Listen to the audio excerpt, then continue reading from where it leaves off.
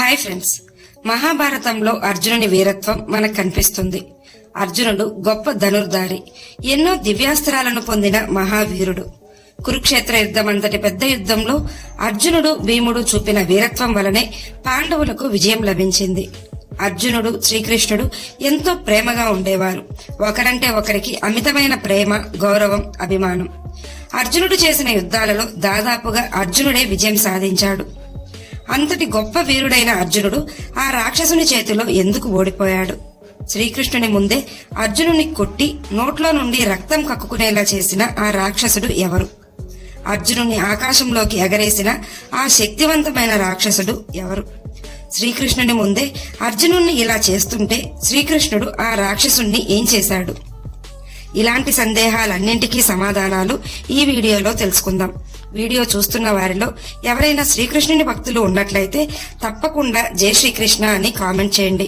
అంతకంటే ముందు ఎవరైనా మన ఛానల్ ని ఫస్ట్ టైం చూస్తుంటే ప్లీజ్ సబ్స్క్రైబ్ చేసుకోండి.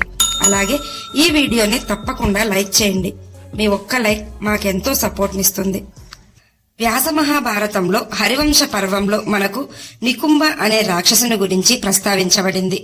నికుంభుడు అత్యంత శక్తివంతమైన రాక్షసుడు. దేవతలు సైతం ఈ రాక్షసుని చూసి భయపడేటంత క్రూరమైన వాడు.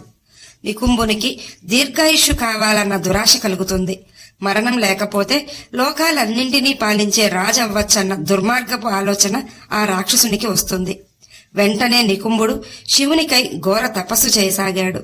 అసలే రాక్షసుడు ఇంతటి కఠినమైన తపస్సు చేసి ఏ వరం పొంది ఎలాంటి ముప్పు తెస్తాడో అని దేవతలు భయపడి ఆ రాక్షసుని తపస్సుకు భంగం కలిగించాలని ఎంతో ప్రయత్నం చేస్తారు. కాని దేవతలు విఫలమైపోతారు. నికుంభుడు వేల సంవత్సరాలు తపస్సు చేస్తూనే ఉంటాడు. మహాశివుడు ఆ రాక్షసుని భక్తికి ప్రసన్నుడై నికుంభుని ముందు ప్రత్యక్షమవుతాడు. మహాశివుడు నికుంభుణ్ణి ఏదైనా వరం కోరుకోమని చెప్తాడు. అందుకు నికుంభుడు సంతోషించి నాకు మరణం లేకుండా వరం కావాలని పరమశివుణ్ణి కోరతాడు. వెంటనే శివుడు అది ప్రకృతి విరుద్ధం, జన్మించిన ప్రతి జీవికి మరణం తప్పదు, కాబట్టి అలాంటి వరం ఇవ్వలేను, ఇంకేదైనా వరం కోరుకోమని చెప్తాడు. చింతించిన నికుంభుడు ఆలోచనలో పడతాడు. బాగా ఆలోచించి చివరకు శివుణ్ణి ఈ వరం కోరతాడు. నాకు నా ఆత్మ 3 రూపాలలో ఉండేలా వరం ప్రసాదించండి. అలాగే దేవతలు, రాక్షసులు, మానవులు తయారు చేసిన ఎలాంటి అస్త్రాలు, ఆయుధాలు ఉపయోగించినా నాకు మరణం సంభవించకుండా వరం కావాలని నికుంభుడు పరమశివుణ్ణి కోరతాడు. ఈ రాక్షసుని దుర్మార్గపు ఆలోచన పరమశివునికి అర్థమై, నీకు నా నుండి అలాగే శ్రీ మహావిష్ణువు నుండి తప్ప ఇంకెవ్వరూ నిన్ను వధించలేరు అనే వరాన్ని ప్రసాదిస్తాడు పరమశివుడు. నికుంభునికి వజ్రనాభుడు అనే సోదరుడుండేవాడు. వజ్రనాభుడు షట్పుర అనే నగరాన్ని పాలించేవాడు. దేవతలు, రాక్షసులు, మానవులెవ్వరూ అతని ప్రమేయం లేకుండా షట్పురాలోకి ప్రవేశించలేని వరాన్ని పరమశివుని వద్ద నుండి పొంది ఉంటాడు. నికుంభుడు తన సోదరుని నగరానికి వెళ్లి జీవించసాగాడు. అక్కడ అతనికి మరణం అనేదే ఉండదని భావించి సంతోషంగా అక్కడే ఉన్నాడు. అలా సంవత్సరాలు గడిచిపోయాయి. ఒకసారి యాదవులతో యుద్ధానికి వచ్చిన వజ్రనాభుణ్ణి శ్రీకృష్ణుని కుమారుడైన ప్రద్యుమ్నుడు వధిస్తాడు. తన సోదరుని మరణానికి యాదవులే కారణం కాబట్టి వారిపై పగ తీర్చుకుని వారిని నాశనం చేయడానికి చూస్తుంటాడు నికుంభుడు. నికుంభుడు షట్పురాలో ఉంటూ ద్వారకలో గూఢాచారులను నియమిస్తాడు. ద్వారకలో ఉన్న శ్రీకృష్ణ బలరాములు వారి భార్యా పిల్లలతో రేవు వద్ద ఉత్సవంకు వెళ్తారు. అక్కడ పండుగ వాతావరణం నెలకొంటుంది. శ్రీకృష్ణుడు పాండవులను కూడా ఆహ్వానించడం వలన ఆ ఉత్సవంకు వారు కూడా వస్తారు. అందరూ అక్కడ సంతోషంగా కాలాన్ని గడుపుతుంటారు.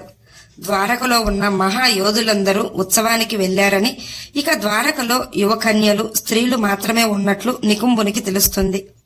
యాదవులపై పగపించుకున్న నికుంభుడు తన మాయాశక్తులతో ద్వారక చేరుకుంటాడు. సముద్రపు ఒడ్డున తన స్నేహితులతో సంతోషంగా ఆడుకుంటున్న భానుమతిని చూస్తాడు నికుంభుడు. ఆమె అందానికి ముగ్ధుడవుతాడు.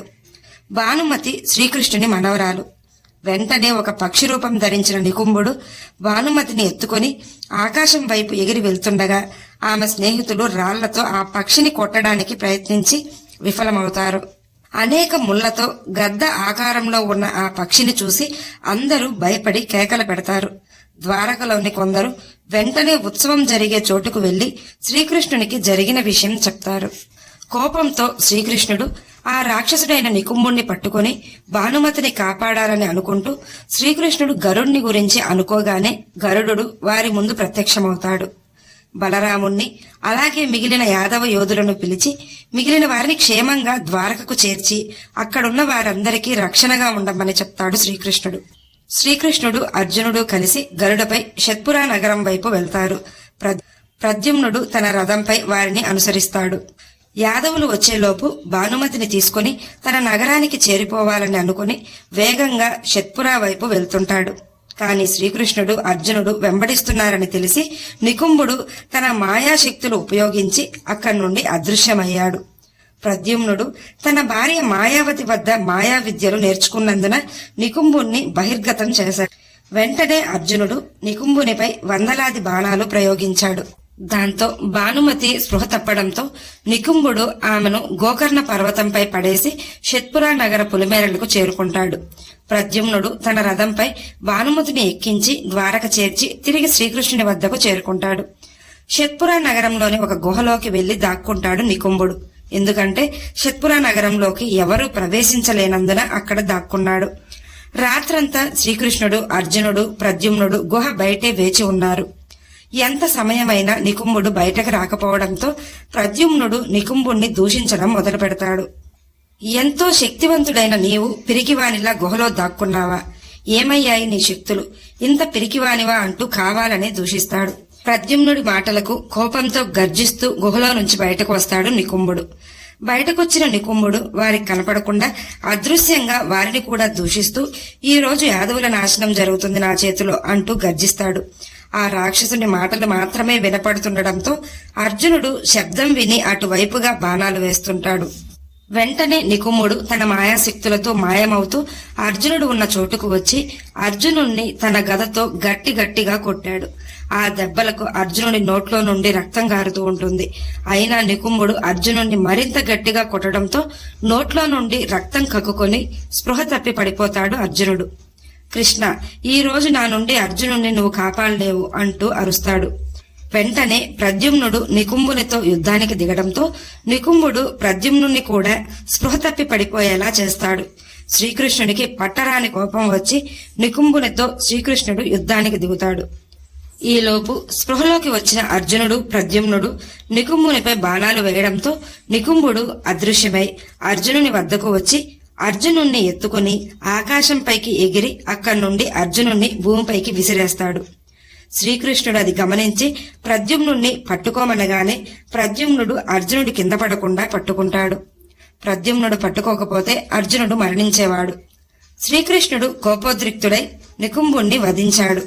అంతటి శక్తివంతమైన రాక్షసుడు శ్రీకృష్ణుడి చేతిలో మరణించాడు. ఆ తర్వాత పాండవులలో చిన్నవాడైన సహదేవునికి భానుమతిని ఇచ్చి వివాహం చేశారు. ఈ వీడియో మీకు నచ్చినట్లయితే లైక్ చేయండి, షేర్ చేయండి, అలాగే సబ్స్క్రైబ్ చేసుకుని పక్కనే ఉన్న బెల్ ఐకాన్ ని ఆన్ లో ఉంచుకోండి. Thanks for watching.